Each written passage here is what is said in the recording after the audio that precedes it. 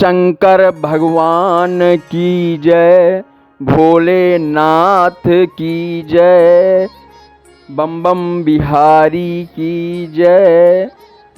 दोस्तों, आज हम आपके समक्ष सोमावती अमावस्या की व्रत कथा लेके उपस्थित हैं। मित्रों, इस बार सोमावती अमावस्या इतना खास क्यों है? क्योंकि ये सावन महीने में पड़ रहा है, इसलिए इसको बेहद खास माना गया है। इस पे भगवान शिव की कृपा है। मित्रों, व्रत कथा तो हम लेके आए ही हैं। व्रत कथा के लास्ट में हम आपको बताएंगे 4 उपाय। अगर सोमावती अमावस्या के दिन ये 4 उपाय आप करते हैं तो निश्चित ही आपके जीवन में बदलाव आएगा और शुभ कार्य होंगे। तो मित्रों, मैं कहानी स्टार्ट कर रहा हूं आपके समक्ष। धर्म ग्रंथों के अनुसार सावन की अमावस्या को हरियाली अमावस्या कहते हैं। इस तिथि का महत्व कई धर्म ग्रंथों में बताया गया है। अमावस्या तिथि के स्वामी स्वयं पितृ देवता हैं, इसीलिए इस तिथि पर पितरों के निमित्त श्रद्धा, तर्पण, पिंडदान आदि किया जाता है। इस बार हरियाली अमावस्या पर बहुत ही दुर्लभ संयोग बन रहा है। इस बार सावन की अमावस्या बहुत ही सुलभ संकेत देने वाली है। सावन में हरियाली अमावस्या तो हर साल आती है, लेकिन सोमावती अमावस्या संयोग कई सालों में एक बार बनता है। इससे पहले साल 2020 में ऐसा ही संयोग बना था। सोमावती अमावस्या का पवित्र नदी में स्नान करने और जरूरतमंदों को दान करने की परंपरा है और मान्यता है कि ऐसा करने से शुभ फलों की प्राप्ति होती है।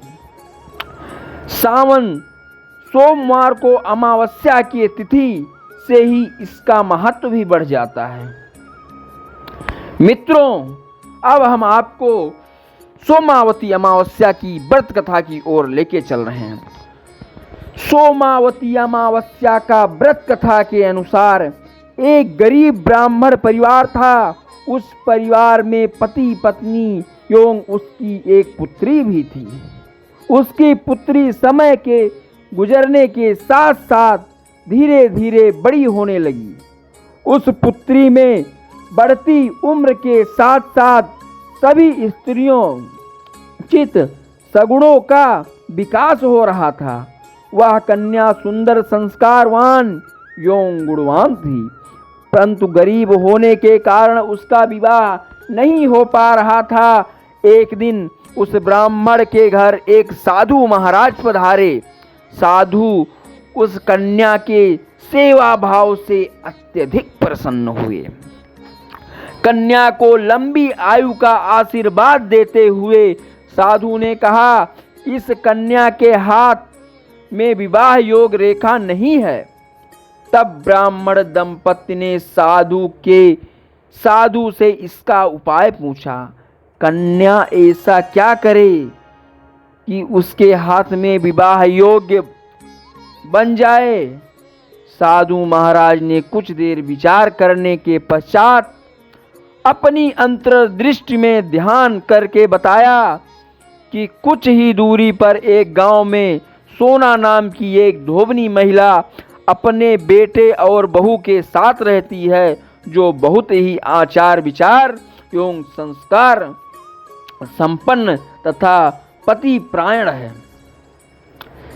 यदि यह सुकन्या उस धोबनी की सेवा करे और वह महिला इसकी शादी में अपने मांग का सिंदूर लगा दे तथा उसके बाद ही इस कन्या का विवाह हो जाएगा, तो इस कन्या का वैधव योग मिट जाएगा। साधु ने यह भी बात बताया कि वह महिला कहीं बाहर आती जाती नहीं है। यह बात सुनकर ब्राह्मणी ने अपनी बेटी से धोबिन की सेवा करने का प्रस्ताव रखा। अगले ही दिन कन्या प्रातः काल उठकर सोना धोबिन के घर जाकर पहुंच गई। साफ सफाई एवं अन्य सारे कार्य करके अपने घर वापस आने लगी। एक दिन सोना धोबिन अपनी बहू से पूछती है कि तुम तो सुबह उठकर सारे काम कर लेती हो और पता भी नहीं चलता। बहू ने कहा, माँ जी, मैंने तो सोचा कि आप ही सुबह उठकर सारे काम खुद ही खत्म कर लेती हैं, मैं तो देर से उठती हूँ। यह सब जानकर दोनों सास ससुर घर की निगरानी करने लगे कि कौन है जो सुबह ही घर का सारा काम करके चला जाता है। कई दिनों के बाद धोबिन ने देखा कि एक कन्या मुंह ढके अंधेरे में घर आती है और सारे काम करने के पश्चात चली जाती है। जब वह जाने लगी तो सोना धोबिन उसके पैरों पर गिर पड़ी। पूछने लगी कि आप कौन हो और इस तरह छुपकर मेरे घर की चाकरी क्यों करती हो। तब कन्या ने साधु द्वारा कही गई सारी बात बताई। सोना धोबिन पति परायण थी, अतः उसमें तेज था। वह तैयार हो गई। सोना धोबिन के पति थोड़ा अस्वस्थ थे। उसने अपनी बहू से अपने लौट आने तक घर पर ही रहने को कहा। सोना धोबिन ने जैसे ही अपने मांग का सिंदूर उस कन्या के मांग में लगाया, सोना धोबिन का पति मर गया। उससे इस बात का पता चल गया कि वह घर से निर्जला ही चली थी। यह सोचकर ही रास्ते में कहीं पीपल का पेड़ मिलेगा तो उसे भंवरी देकर और उसकी परिक्रमा करके ही जल ग्रहण करेगी। उस दिन सोमावती अमावस्या थी। ब्राह्मण के घर मिले पूरे पकवान की जगह उसने ईंट के टुकड़े से 108 बार भंवरी देकर 108 बार पीपल पेड़ की परिक्रमा की और उसके बाद ही जल ग्रहण किया। ऐसा करते हुए ही उसके पति के मृतक शरीर में वापस जान आ गई। धोबिन का पति फिर से जीवित हो उठा। इस प्रकार सोमावती अमावस्या की कथा है। मित्रों, अगर आपको कथा पसंद आई है तो चैनल को सब्सक्राइब जरूर करें। अगर आप नहीं करेंगे तो हमारी अगली कहानी आप तक कैसे पहुंचेगी। तो सबसे अच्छा उपाय यही है कि आप चैनल को सब्सक्राइब करें और सनातन धर्म से जुड़ी हुई कहानियाँ आपको हम लाते रहेंगे।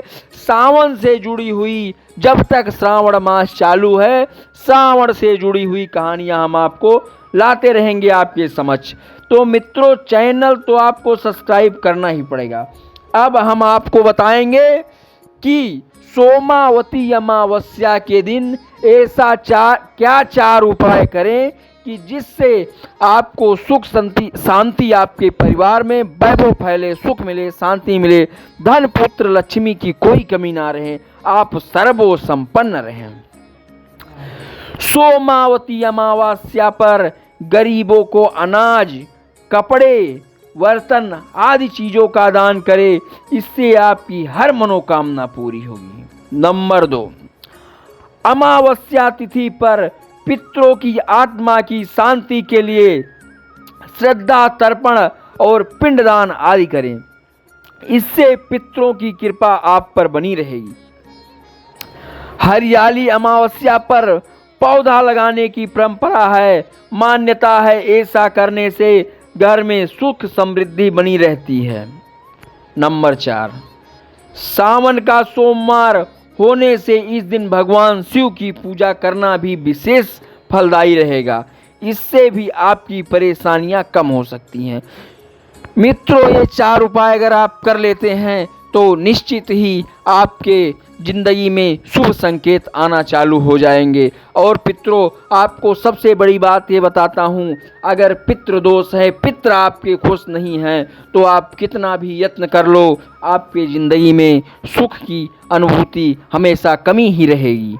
तो इसलिए कोशिश करें कि पितृ को आप प्रसन्न करें। अगर आपके पितृ प्रसन्न हैं तो आपकी ज़िंदगी में खुशियाँ बरकरार रहेगी।